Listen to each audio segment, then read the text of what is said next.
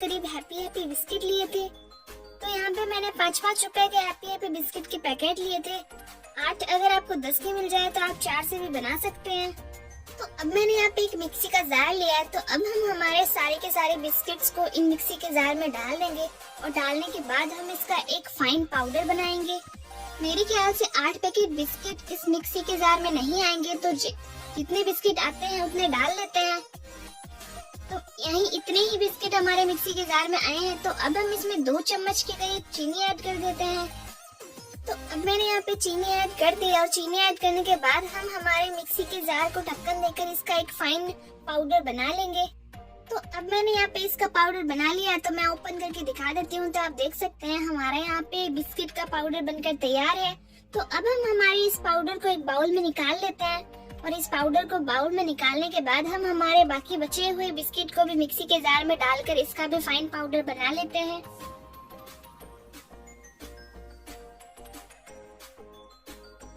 तो अब हम इसमें शुगर ऐड नहीं करेंगे क्योंकि पहले बेंच में हमने 2 चम्मच के करीब शुगर डाल दी थी। तो अब हम इसके ऊपर ढक्कन देकर इसका भी फाइन पाउडर बना लेते हैं। तो अब मैंने यहाँ पे सेकंड बेंच का भी पाउडर बना लिया। तो अब हम इसे भी बाउल में निकाल देते हैं। तो अब मैंने यहाँ पे 1 कप के करीब गुनगुना दूध लिया और दूध को हम थोड़ा थोड़ा करके इसमें डालते जाएंगे और इसे अच्छे से मिक्स करते जाएंगे। आपको ध्यान रखना है कि आपको इतना अच्छे से मिक्स करना है कि इसमें कोई भी लम्स यानी गुठली ना रहे। तो अब हमें यहाँ पे इसका एकदम सही कंसिस्टेंसी का घोल बनाना है। ना ही हमारे यहाँ पे ये जो मिक्सचर है ज्यादा गीला होना चाहिए और ना ही ज्यादा टाइट। तो जितना दूध इसमें लगेगा उतना दूध हमें डालना है और डालकर अच्छे से मिक्स करना है जब तक कि इसका एकदम स्मूथ पेस्ट बनकर तैयार ना हो जाए, तब तक हमें इसे चलाते रहना है। तो हमारा घोल हल्का सा और गाढ़ा है। तो मैं इसमें थोड़ा सा दूध और ऐड कर रही हूँ और ऐड करने के बाद इसे अच्छे से मिक्स कर रही हूँ। तब आप देख सकते हैं हमारा पेस्ट यहाँ पे कितना स्मूथ बनकर तैयार है।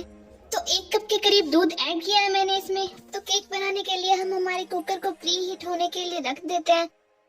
तो अब मैं यहाँ पे कुकर में 1 कप के करीब नमक ऐड कर रही हूँ और नमक ऐड करने के बाद हम इसके जो ढक्कन है उस ढक्कन की रिंग और विसल निकाल देंगे और रिंग विसल निकालने के बाद हम इसे 10 मिनट के लिए प्री हीट कर लेंगे।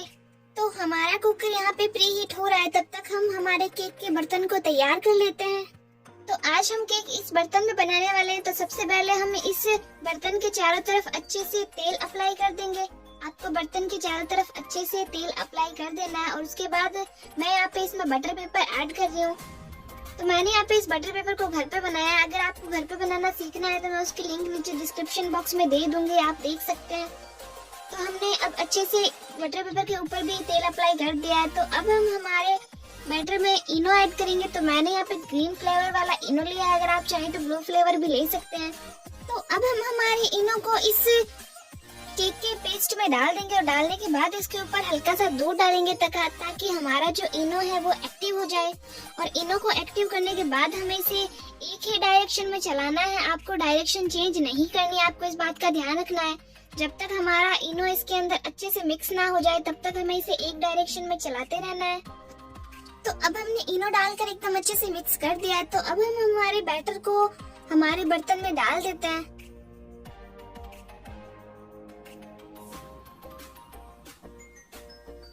और बर्तन में डालने के बाद अब हम इसे 2 से 3 बार हल्के से टैप कर देंगे ताकि इसके अंदर जो भी बबल्स है वो अंदर ही खत्म हो जाए। तो अब हमारा कुकर प्री हीट हो गया है। तो अब हम हमारे कुकर में स्टैंड ऐड कर देते हैं। अगर आपके पास स्टैंड ना हो तो आप कटोरी उल्टी करके भी ऐड कर सकते हैं। तो अब हम हमारे बैटर को ऐड कर लेते हैं। तो सबसे पहले हम कुकर के किनारे पर एक हल्का सा कपड़ा रखेंगे और कपड़ा रखने के बाद हम हमारे बैटर को आराम से रख देंगे क्योंकि हमारा कुकर गर्म है प्री हीट करने की वजह से।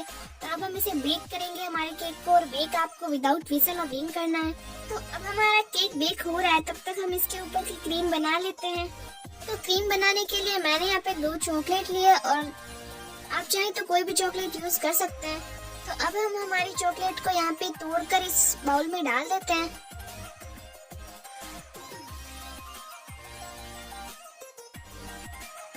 तो अब हम इसमें 3 से 4 चम्मच के करीब दूध ऐड कर देंगे और दूध ऐड करने के बाद हम हमारे इस मिक्सचर को तड़का पैन में डालेंगे और तड़का पैन में डालने के बाद हम इसे गर्म कर लेंगे ताकि हमारी जो ये चॉकलेट है वो अच्छे से मेल्ट हो जाए। तब आप देख सकते हैं हमारी चॉकलेट यहाँ पे अच्छे से मेल्ट हो गई है। तो अब मैंने यहाँ पे गैस ऑफ कर दिया है और हमारे यहाँ पे केक को बेक होते हुए प्रॉपर 40 मिनट कंप्लीट हो गए हैं। तो मैंने यहाँ पे 2 से 3 बार ओपन करके भी देख लिया था, तो मैं आपको ओपन करके दिखा देती हूँ। तो अब हमारा केक यहाँ पे बेक हो गया। तो अब मैं यहाँ पे क्लीन नाइफ ऐड कर रही हूँ और आप देख सकते हैं हमारा नाइफ एकदम क्लीन बाहर आ गया, हमारा केक बेक हो गया। तो अब हम केक को बाहर निकाल लेते हैं। तो अब हम सबसे पहले केक के किनारों को अच्छे से छुड़ा लेंगे और केक के किनारों को छुड़ाने के बाद हम केक के ऊपर एक प्लेट को उल्टी करके रखेंगे और उसके बाद हल्के हाथ से 2 से 3 बार टैप करेंगे और टैप करने के बाद आप अपने केक को निकाल सकते हैं बाहर। तो आप देख सकते हैं हमारा डिलीशियस और कितना ज्यादा स्पॉन्जी और सॉफ्ट केक बनकर यहाँ पे तैयार है। तो अगर आपको ये केक पसंद आए तो आप लाइक जरूर करें इस वीडियो को और कमेंट करके जरूर बताएं कि ये रेसिपी कैसी लगी। पर हमारा केक अभी पूरा नहीं हुआ है, इसमें अभी तक हमें हल्की सी क्रीम स्प्रेड करनी है ताकि केक का जो टेस्ट है वो बहुत ज्यादा बढ़ जाए।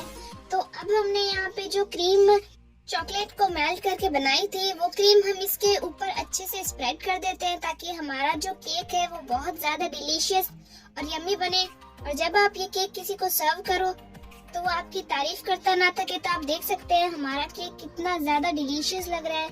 तो अब हम हमारे केक को कट कर लेते हैं। तो अब एक तरफ से कट करने के बाद हम हमारे केक को दूसरी तरफ से भी कट कर लेते हैं। तब आप देख सकते हैं हमारा डिलीशियस और यम्मी केक यहाँ पे खाने के लिए तैयार है। तो आप ये केक बनाकर जरूर ट्राई करें और अपने अनुभव है वो मेरे साथ जरूर शेयर करें। पर मैं यहाँ पे वेट नहीं कर पा रही, इसलिए मैं इस केक को अभी खा रही हूँ। And thank you.